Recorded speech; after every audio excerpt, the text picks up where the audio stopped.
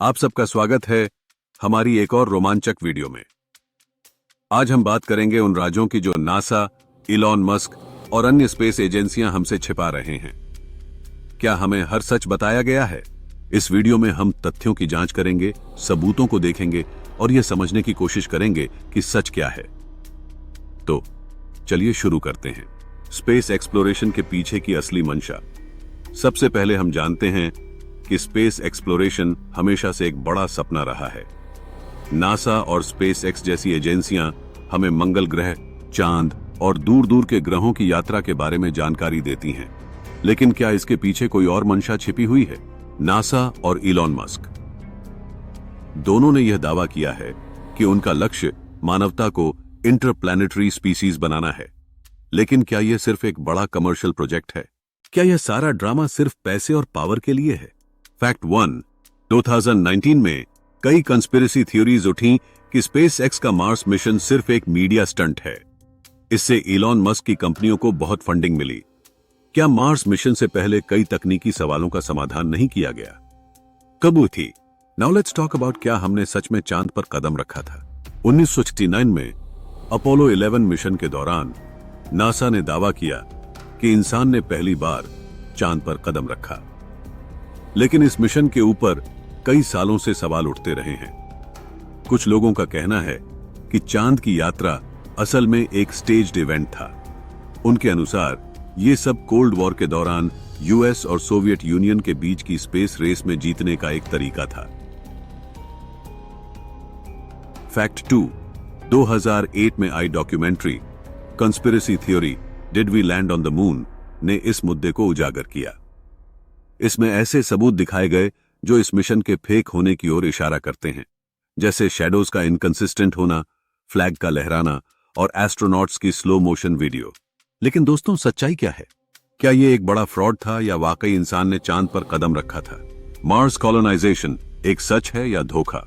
Mars पर इंसानों को बसाने का विचार आकर्षक है, लेकिन क्या यह संभव है? इलॉन मस्क का दावा है कि हम मार्स को कॉलोनाइज कर सकते हैं, लेकिन कई वैज्ञानिक इस पर शक करते हैं। मार्स का वातावरण बेहद हॉस्टाइल है। क्या स्पेसएक्स हमें सिर्फ बड़े सपने बेच रहा है या यह सच में मुमकिन है? 2020 में एक लीक डॉक्यूमेंट से पता चला कि स्पेसएक्स को मार्स की एटमॉस्फेरिक कंडीशंस के बारे में पूरी जानकारी नहीं थी।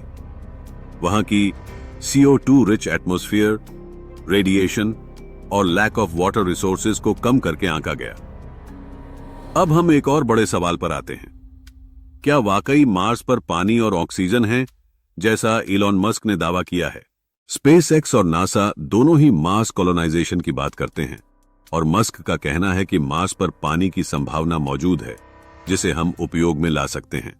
लेकिन क्या यह सच है या एक और सपना जो हमें दिखाया जा रहा है?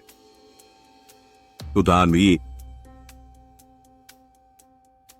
नासा ने मार्स पर पानी होने की पुष्टि की है, लेकिन यह लिक्विड वाटर नहीं है।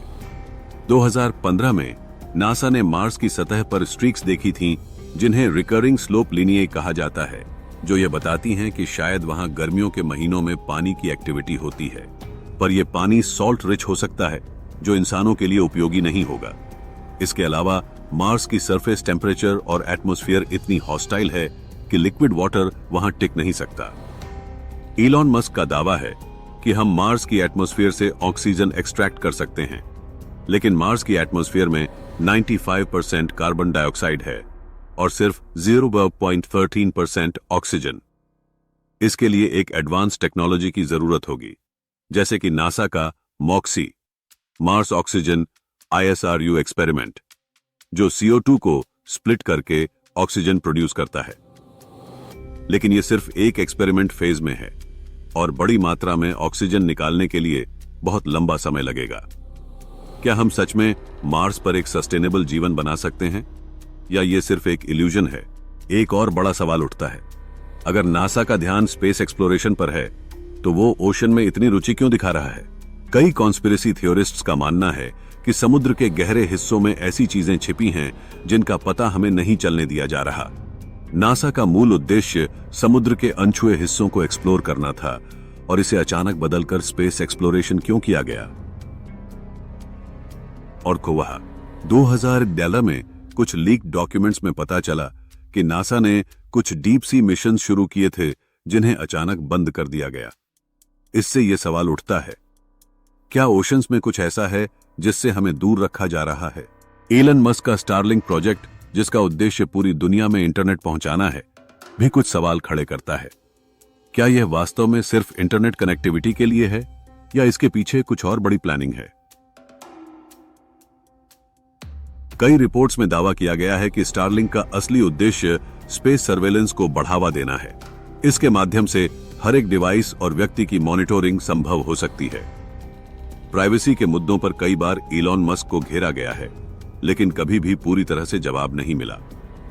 पिछले कुछ सालों में कई रहस्यमयी ऑब्जेक्ट्स स्पेस में देखे गए हैं।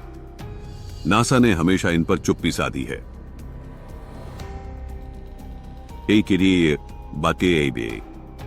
अनआइडेंटिफाइड फ्लाइंग ऑब्जेक्ट्स, यूएफओज, क्या हैं? क्या हमें एक्स्ट्रा टेरेस्ट्रियल लाइफ के बारे में जानकारी दी जा रही है या नासा कुछ छिपा रहा है? 2020 में यूएस गवर्नमेंट ने कुछ क्लासिफाइड डॉक्यूमेंट्स जारी किए जिनमें यूएफओज के साइटिंग्स का जिक्र था, लेकिन नासा ने इस पर कोई ठोस बयान नहीं दिया।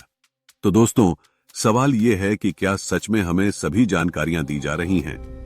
नासा, स्पेस एक्स और दूसरी स्पेस एजेंसीज हमसे क्या छिपा रही हैं?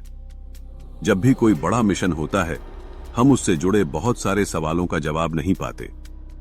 हमें बताया जाता है कि ये मिशन मानवता के भले के लिए हैं, लेकिन हमें खुद जागरूक होकर इन सवालों के जवाब ढूंढने की जरूरत है। अगर आपको ये वीडियो अच्छी लगी हो तो लाइक करें, शेयर करें और सब्सक्राइब करना न भूलें। हमें बताएं कि आप क्या सोचते हैं। क्या हमें सब सच बताया जा रहा है या कुछ छिपाया जा रहा है?